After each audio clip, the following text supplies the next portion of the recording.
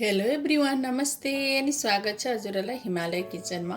आज म हजुरहरूको लागि लिएर आएको छु कुखुराको मासुको झोल तरकारीको रेसिपी। यसलाई एकदमै मिठो गरेर कसरी बनाउने भनेर म हजुरहरूलाई देखाउँदैछु। यसको लागि मैले एक ठुलो चम्चा तेललाई प्यानमा तताउन राखिसकेको छु र तेल ताति पनि सकेको छ र यसमा मैले फुराए आधा सानो चम्चा जिरा,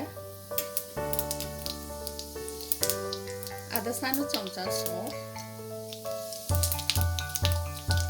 दुईटा दालचिनी, तीनवटा जति सुकमेललाई कुटेर राखेको छु। त्यसैगरी आधा सानो चम्चा कालो जिरा, 12-13 वटा जति करी पत्तालाई राखे।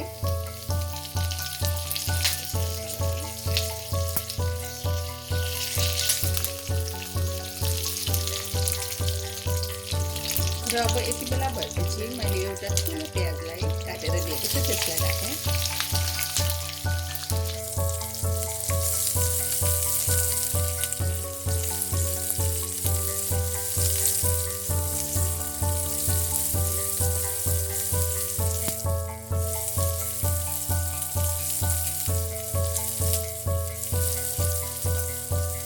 प्याज यतिको भएपछि मैले यसमा राखेँ आधा सानो चम्चा बेसार।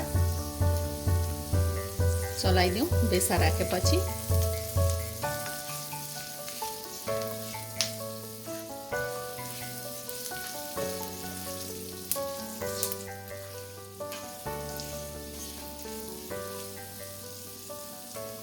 ल अब मैले यसमा राखेँ 500 ग्राम कुखुराको मासु।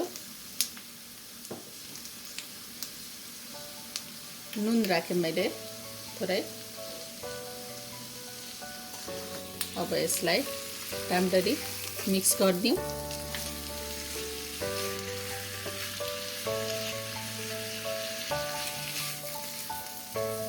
अब यसलाई चलाउँदै 7-8 मिनट जति मिडियम टु हाइटमा फ्राई गर्दै पकाउनु पर्छ। चिकनलाई हल्का रातो रातो हुन्जेलसम्म यसलाई नछोपिकन पकाउनु पर्छ।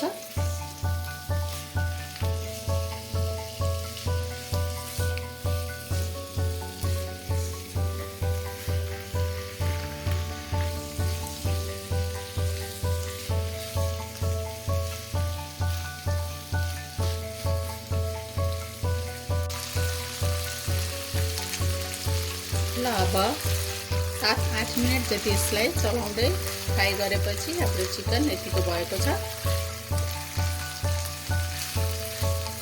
अब यसमा मैले राखेँ 1 ठुलो चम्चा लसुन र अदुवाको पेस्ट र मैले 2टा मिडियम साइजको टमाटरलाई प्युरी बनाएर लिएको छु। अब यहाँ प्युरीलाई राखेँ मैले र मैले यसमा बेसन राखेर बनाउन लागेकी छु। मैले यहाँ लिएको छु 1 ठुलो चम्चा बेसन। यसमा मैले राखेँ थोरै पानी।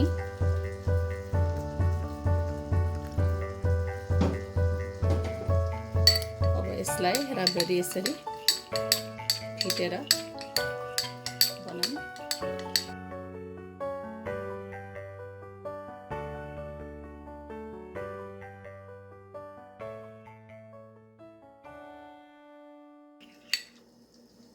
यसरी बेसन राखेर कुखुराको मासुको झोल बनाउँदा एकदमै मिठो बन्छ।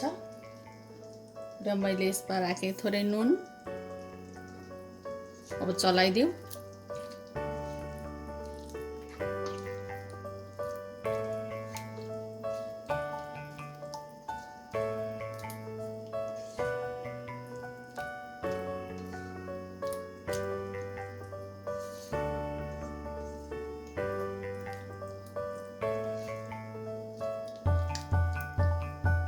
र अब यसलाई छोपेर अरू 4-5 मिनट जति पकाउनु पर्छ।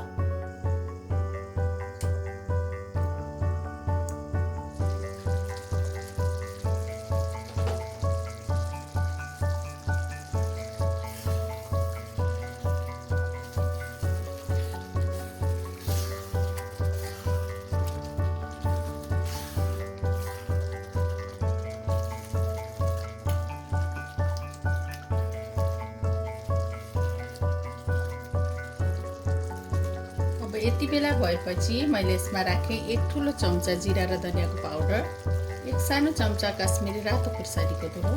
हजुरहरूले पिरो धुलो खुर्सानी पनि यसमा राख्न सक्नुहुन्छ। अब यसलाई चलाइदिउँ।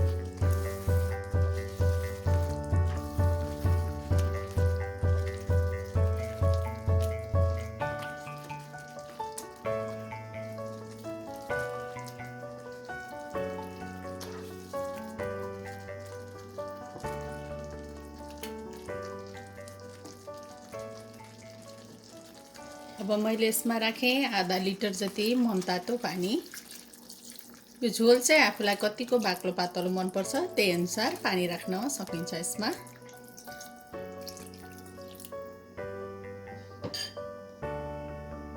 म थोरै नुन थप्दैछु आफ्नो स्वाद अनुसार। अब यसलाई चलाइदिउँ।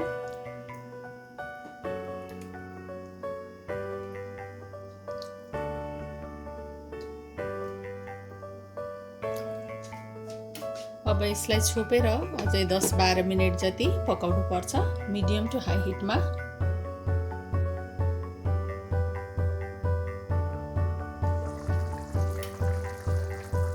ओहो, एकदम राम्रो देखिसकेको छ।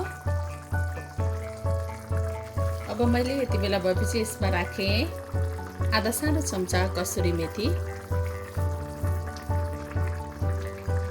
त्यसैगरी आधा सानो चम्चा गरम मसला पाउडर। अलिकति धेरै पनि राख्न सक्नुहुन्छ हजुरहरूले।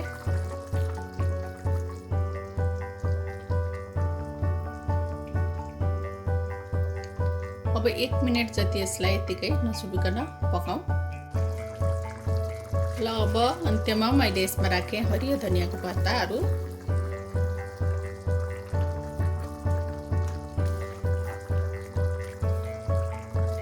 ल अब भने हाम्रो कुखुराको मासुको झोल एकदमै खानको लागि रेडी भएको छ। एकदमै हेर्दै खाउँ लाग्ने देखिसकेको छ।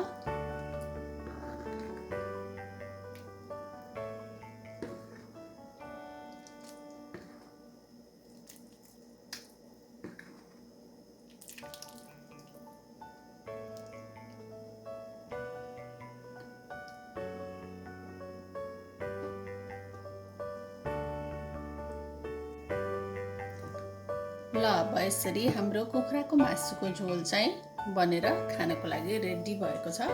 हजुरहरू पनि यसै गरी कुखुराको मासुको झोल बनाएर ट्राई गर्नुहोला, इन्जोय गर्नुहोला। एकदमै मिठो हुन्छ यसरी बनाउँदा। हस् त, यो रेसिपी हजुरहरूलाई राम्रो लाग्यो भने हाम्रो भिडियोलाई लाइक, कमेन्ट, सेयर गरिदिनु होला। यस्तै रेसिपीहरूको लागि हाम्रो च्यानललाई सब्स्क्राइब पनि गरिदिनु होला। सब्स्क्राइब गरिसकेपछि नजिक रहेको नोटिफिकेसन बेललाई पनि अवश्य पनि क्लिक गरिदिनु होला। फेरि पनि यस्तै मिठो परिकारको रेसिपी लिएर आउने रहेछु। हाम्रो भिडियो हेरिदिनु भएकोमा हजुरहरूलाई धेरै धेरै धन्यवाद।